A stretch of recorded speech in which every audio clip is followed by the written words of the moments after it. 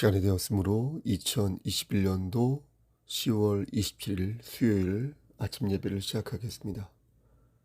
다 같이 사도신경으로 우리의 신앙을 고백하겠습니다. 전능하사 천지를 만드신 하나님 아버지를 내가 믿사오며 그 외아들 우리 주 예수 그리스도를 믿사오니 이는 성령으로 잉태하사 동정녀 마리아에게 나시고 본디오 빌라도에게 고난을 받으사 십자가에 못 박혀 죽으시고 장사한 지 사흘 만에 죽은 자 가운데에서 다시 살아나시며 하늘에 오르사 전능하신 하나님 우편에 앉아 계시다가 저리로서 산 자와 죽은 자를 심판하러 오시니이다. 성령을 믿사오며 거룩한 공예와 성도가 서로 교통하는 것과 죄를 사해 주시는 것과 몸이 다시 사는 것과 영원히 사는 것을 믿사옵나이다. 아멘. 사랑과 은혜가 풍성하신 하나님 아버지, 하나님의 크신 사랑을 진심으로 감사드립니다. 우리를 지금까지 인도하여 주시고 하나님의 자녀로 삼아주심을 진심으로 감사드립니다. 하나님, 우리가 하나님의 말씀을 잊고서 죄악된 삶을 살 때가 있었음을 고백합니다. 하나님, 여호와 하나님의 이름을 망령되게 일컬었을 때가 있었음을 고백합니다.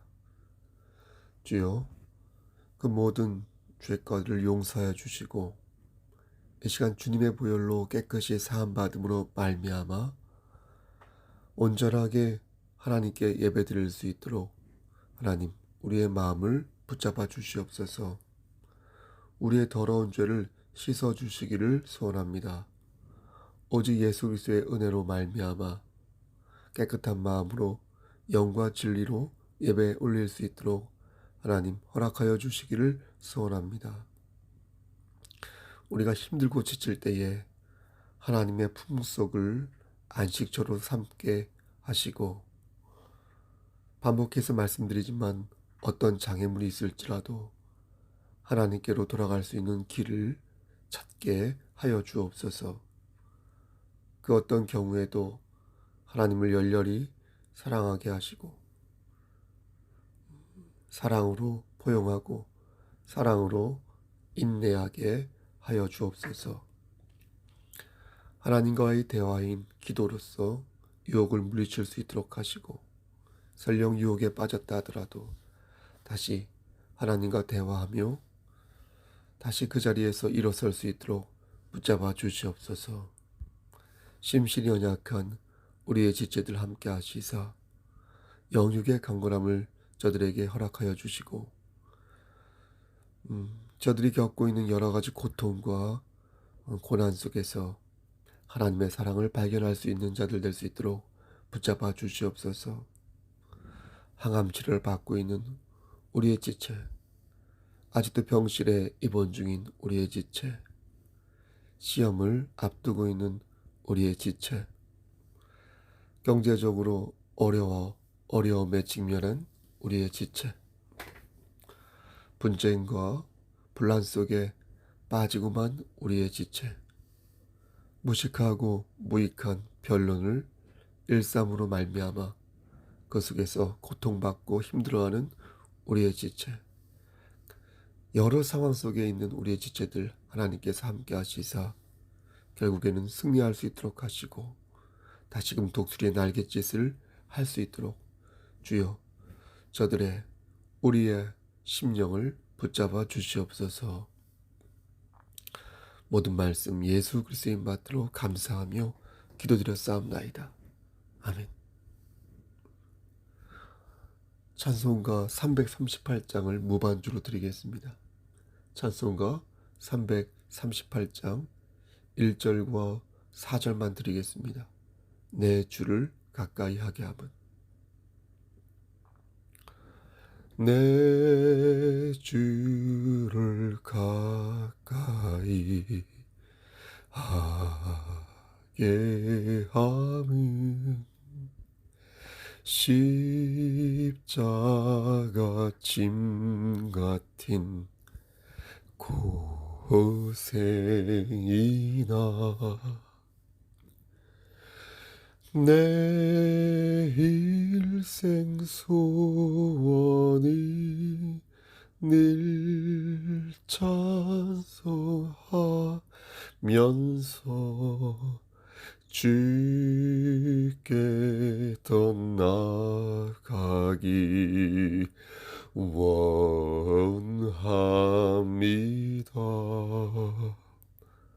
야곱이 잠 깨어 일어난 후 돌단을 쌓인 것 본받아서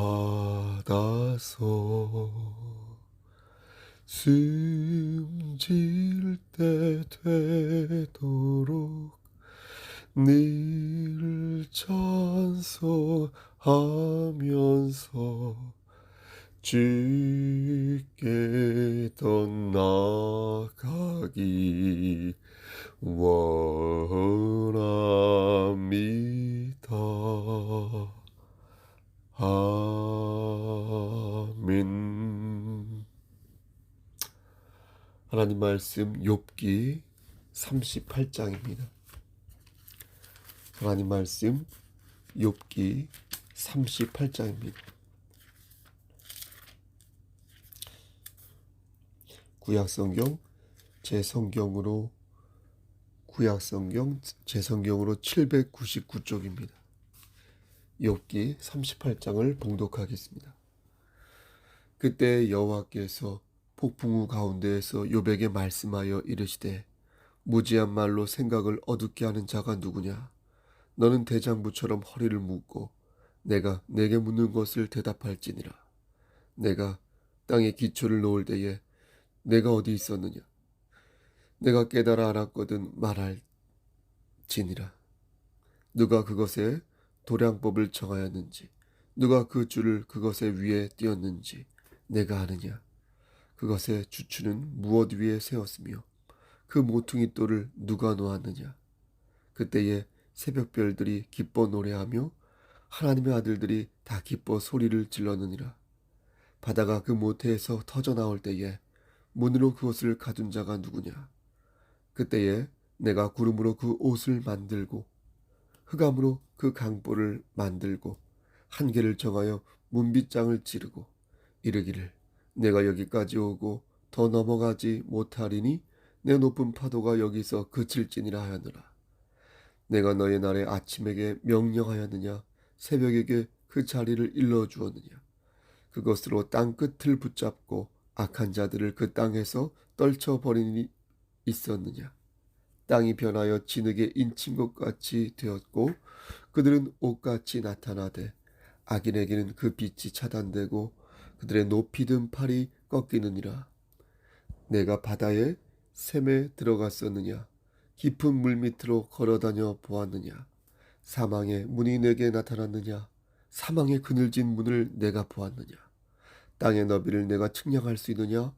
내가 그 모든 것들을 다 알거든 말할지니라. 어느 것이 광명이 있는 곳으로 가는 길이냐? 어느 것이 흑암이 있는 곳으로 가는 길이냐? 너는 그의 지경으로 그를 데려갈 수 있느냐? 그의 집으로 가는 길을 알고 있느냐? 내가 아마도 알리라. 네가 그때에 태어났으리니 너의 횟수가 많음이니라. 내가 눈 곳간에 들어갔었느냐? 우박 창고를 보았느냐? 내가 환난 때와 교전과 전쟁의 날을 위하여 이것을 남겨 두었노라. 광명이 어느 길로 뻗치며 동풍이 어느 길로 땅에 흩어지느냐? 누가 홍수를 위하여 물길을 터주었으며 우레와 번갯길을 내어주었느냐? 누가 사람 없는 땅에 사람 없는 광야에 비를 내리며 황무하고 황폐한 토지를 흡족하게 하여 연한 풀이 돋아나게 하였느냐? 비에게 아비가 있느냐? 이슬바고는 누가 낳았느냐? 얼음은 누구의 태에서 났느냐? 공중에 서리는 누가 낳았느냐? 물은 돌같이 굳어지고 깊은 바다의 수면은 얼어붙느니라. 내가 묘성을 메어 묶을 수 있으며 삼성의 띠를 풀 수 있겠느냐? 너는 별자리들을 각각 제때에 이끌어낼 수 있으며 북두성을 다른 별들에게로 이끌어갈 수 있겠느냐? 내가 하늘의 궤도를 아느냐? 하늘로 하여금 그 법칙을 땅에 베풀게 하겠느냐? 내가 목소리를 구름에까지 높여 넘치는 물이 내게 덮이게 하겠느냐? 내가 번개를 보내어 가게 하되 번개가 내게 우리가 여기 있나이다 하게 하겠느냐? 가슴속의 지혜는 누가 준 것이냐? 수탉에게 슬기를 준 자가 누구냐? 누가 지혜로 구름의 수를 세겠느냐? 누가 하늘에 물주머니를 기울이겠느냐? 티끌이 덩어리를 이루며 흙덩이가 서로 붙게 하겠느냐? 내가 사자를 위하여 먹이를 사냥하겠느냐? 젊은 사자의 식욕을 채우겠느냐? 그것들이 굴에 엎드리며 숲에 앉아 숨어 기다리느니라. 41절입니다. 까마귀 새끼가 하나님을 향하여 부르짖으며 먹을 것이 없어서 허우적거릴 때에 그것을 위하여 먹이를 마련하는 이가 누구냐? 하나님, 이 말씀을 들어 사용하여 주시옵소서. 예수 그리스도 이름 받들어 감사하며 기도드렸사옵나이다. 아멘. 소크라테스의 변론이라는 책 혹시 읽어보셨습니까? 소크라테스는 기원전 5세기경 고대 그리스에서 아시다시피 활동하던 철학자인데 그는 사형 선고를 받게 됩니다. 그때 자신의 죄가 없다고 변론을 하는데 그 변론을 그의 제자들이 모아서 만든 책이 바로 소크라테스의 변론입니다. 중학교 때 이 책을 읽었을 때는 소크라테스가 참 멋지고 완벽하다 싶었는데 한 번 더 읽어보면 또 여러 번 읽어보면 그의 변론 중에서 여러 가지 논리적 오류를 계속해서 발견하게 되는 것입니다. 물론 훌륭한 지식인이라는 것을 제가 부인하는 것은 아니니까 오해하지 마시길 바랍니다. 하지만 그의 관점은 분명 논리적 모순을 가지고 있어 보입니다. 특히 그가 가지고 있는 신과는 많이 알려진 것처럼 문제가 많아 보입니다. 사람들이 소크라테스가 죽어야 한다고 생각한 이유는 그가 신의 존재를 부정하였기 때문이라고 말합니다. 하지만 소크라테스는 자신은 한 번도 신의 존재를 부정한 적이 없다고 변론하였습니다. 실제 소크라테스는 신의 존재를 부정한 적이 없었습니다. 하지만 그가 믿었던 신은 유일신으로서의 하나님이 아니라 그냥 에너지 같은 것이었습니다. 그는 신을 하나의 인격체로 보지 않았습니다. 그래서 인간과 친밀한 관계를 형성하는 존재로 보지 않았습니다. 그는 신을 그저 정체불명의 거대한 에너지로 보았고요. 그 에너지를 믿는다면 그게 믿는 것이라 생각했습니다. 소크라테스의 신과는 이신론이나 범신론에 가깝습니다. 왜냐하면 그가 믿는 신은 제우스였기 때문입니다. 그런데 그는 제우스만 믿었던 게 아닙니다. 헤라도 믿었고 포세이돈도 믿었습니다. 알려진 바에 의하면 무려 12개의 신을 믿었다고 합니다. 그가 믿었던 신은 결혼도 하고 술도 마시고 게임도 하고 스포츠도 즐겼습니다. 그리고 새의 모양을 하기도 하고 때로는 인간들을 사랑하며 인간과 결혼하기도 하였습니다. 이렇게 많은 신을 믿었다는 것은 그가 범신론의 신관을 가지고 있었다는 것입니다. 다시 말해서 소크라테스는 모든 물체에 영혼이 있다고 생각한 것입니다. 그리고 그 중에서 제우스를 가장 크게 숭배한 것입니다. 그래서 그의 신관은 이신론이거나 범신론에 가까운 것입니다. 하지만 범신론과 이신론은 하나님에 관한 올바른 인식이 아닙니다. 모든 것에 신이 깃들어 있다는 범신론과 피조물과 인격적인 관계를 맺지 않고 이렇게 피조물을 방치시키는 그런 이신론이 어떻게 여러분 여호와 하나님에 대한 지식일 수 있겠습니까? 결국 소크라테스와 그를 닮은 인간은 신을 믿는다고 하였지만 사실은 헛된 것을 숭배한 어리석은 자인 것입니다. 사랑하는 성도 여러분, 우리가 섬기는 여호와 하나님은 이 세상을 만드신 창조주 하나님이십니다. 신은 하나님 외에는 존재하지 않습니다. 기독교는 이러한 유일하신 여호와 하나님을 믿는 종교입니다. 그래서 송아지를 섬기지 않고 그래서 인간이 신이 될 수 있다고 믿지 않으며 그래서 오직 하나님만을 섬기는 유신론적 믿음을 가지고 있는 것입니다. 따라서 기독교인이라면 하나님의 말씀에 순종해야 하는 것입니다. 우상을 숭배해서는 아니 될 것이고 신령하지 않은 사특한 것을 도모해서도 아니 될 것이며 가끔은 옆으로 셀 때가 있어도 다시 삶의 중심에 하나님 나라를 세우는데 전념해야 하는 것입니다. 그렇지 않고 하나님의 명령에 반하는 행동을 하거나 인간을 신으로 받들거나 네?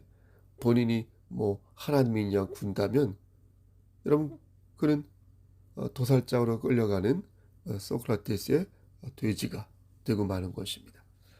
많은 교회가 인본주의 사상에 물들어 있습니다. 우리 교회도 예외가 아닙니다. 인본주의란 무엇입니까? 인간 중심으로 이렇게 결정하고 예단하는 것을 그런 사고를 뜻하지 않습니까? 어떻게 보면 꽤 풍미가 느껴지고 교양도 있어 보이고 깊이도 있어 보입니다. 하지만 하나님이 결정하실 것을 자꾸만 인간이 결정하려고 하면 문제가 생길 소지가 많아집니다. 여러분 우리는요 하나님이 결정하실 것을 남겨두어야 한다는 겁니다. 답답해 보일 때가 있어요. 그런 게 물론 또 능력 없어 보일 때가 있어요. 그러더라도 성급하게 결정하고 단정해서는 아니 될 것입니다.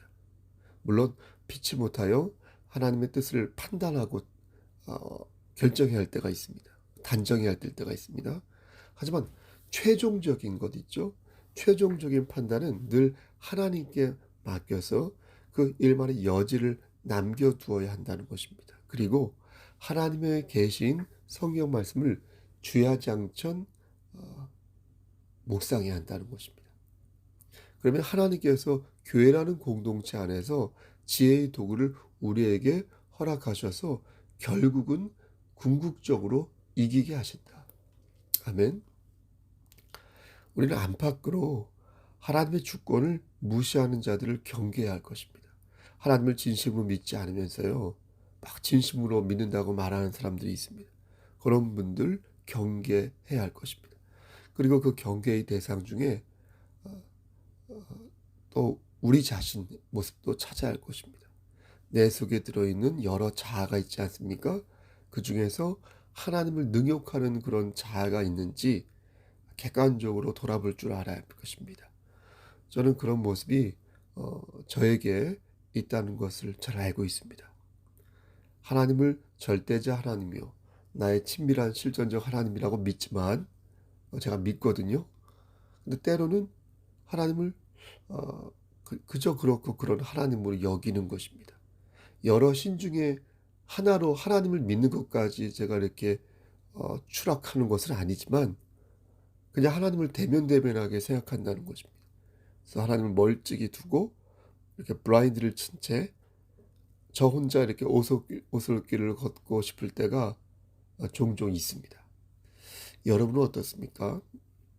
홀로 길을 떠나고 싶을 때가 있지 않습니까? 저만의 생각일까요? 혹 요나처럼 멀리 줄을 떠나 자유롭게 다니고 싶을 때가 있지 않습니까? 사랑하는 송석교회 성도 여러분, 하나님이 보시기에 아름다운 성도는 여러분 어떤 성도라고 생각하십니까?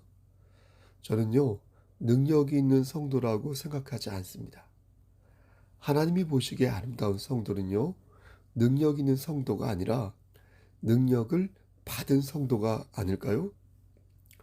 여러분 우리는 능력을 받은 사람이지 능력을 만들어내는 사람이 아니기에 하나님께서는 우리가 헤매고 멋대로 다닐지라도 그 중심에 당신님을 의지하기를 바라신다는 것입니다.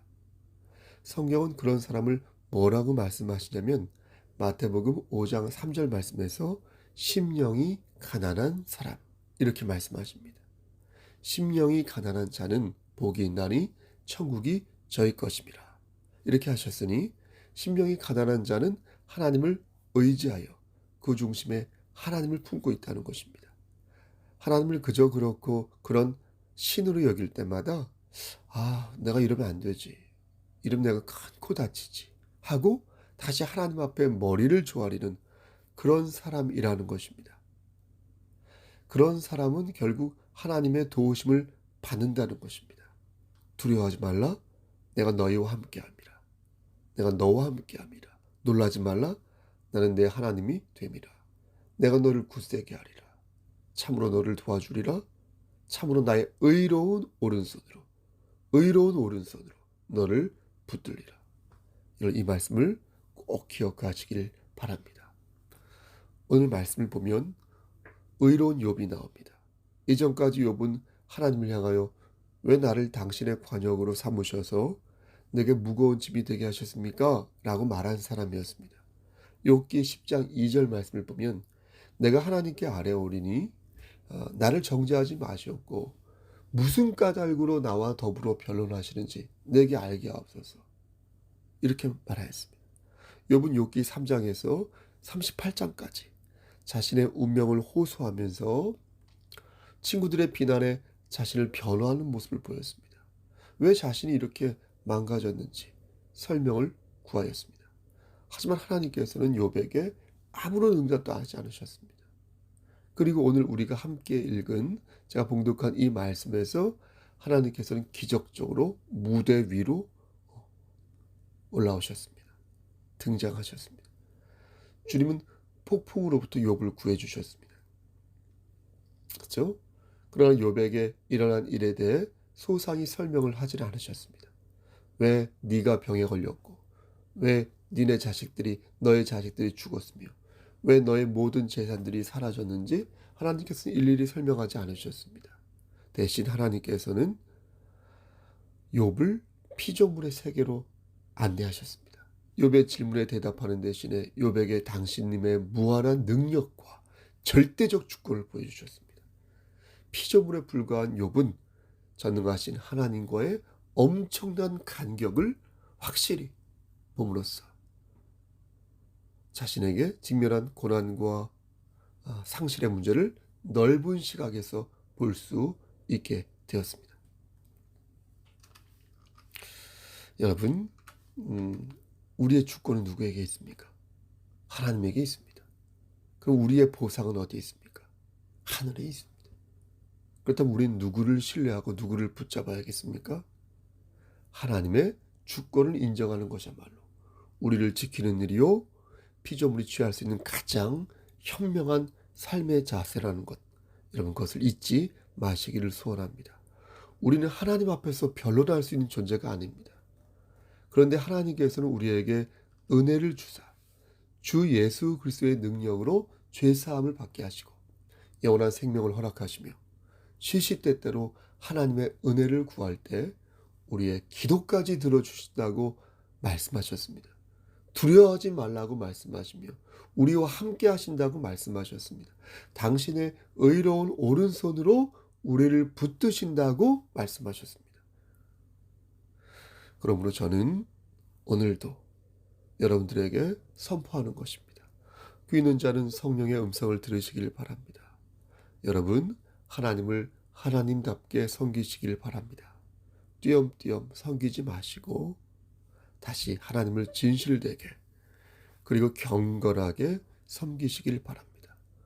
후회하지 마시고 우리 인간의 생사복을 주관하시는 여호와 하나님께 후회하지 마시고 여러분의 인생을 맡기시고 고난의 정점에서 마귀의 손에 이끌리지 마시고 하나님의 의로운 오른손을 의지하는 여러분 되시기를 소원합니다. 여러분, 오늘도 하나님의 의로운 오른손이 여러분을 붙드시고 지켜주시기를 우리를 죄에서 구속하여 주신 주 예수 그리스도인 받들어 간절히 축원합니다. 아멘. 이제는 우리를 죄에서 구속하여 주신 우리 구주 예수 그리스도의 은혜와 아버지 하나님의 만극하신 그 사랑하심과 성령 하나님의 교통하시고 인도하시는 모든 역사하심이 우리의 생사복을 주관하셔서 우리의 육신의 장막이 벗어지는 그날에 이를 때까지 우리를 꽉 붙잡아 주셔서 천국의 길로 인도하여 주시기를 소원하는 여기 모인 성도와 그들의 가정과 이 재단과 이 나라 위에 그리고 우리 경천교회 식구들 머리 위에 하나님의 사랑하심이 세세토록 함께 계실지어다. 아멘. 예배를 마쳤습니다. 무슨 일 있으면 연락 주시고요. 오늘은 수요 예배가 있습니다. 대면 예배로 드립니다.